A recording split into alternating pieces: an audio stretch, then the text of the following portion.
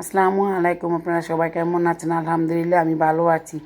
আজ আমি ডিম আলু কুচি করে রান্না করে দেখাবো। প্রথমে আলু কুচি পেঁয়াজ কুচি একসাথে দিয়ে ভেজে নিলাম। পরিমাণ মতো লবণ দিয়েছি, পরিমাণ মতো মরিচের গুঁড়ো দিয়েছি, পরিমাণ মতো হলুদের গুঁড়ো দিয়েছি। এখন একটু ভালো করে নাড়িয়ে একটু পানি দিয়ে ভালো করে কষাবো।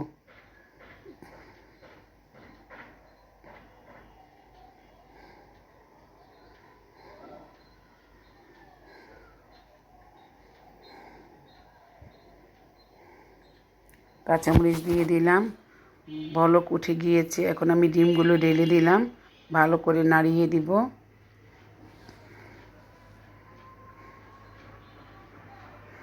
তেজপাতা দিয়ে দিব। ডিম আমার রান্না প্রায় হয়ে গিয়েছে। যদি ভালো লাগে কমেন্টে জানাবেন, আমার পাশে থাকবেন।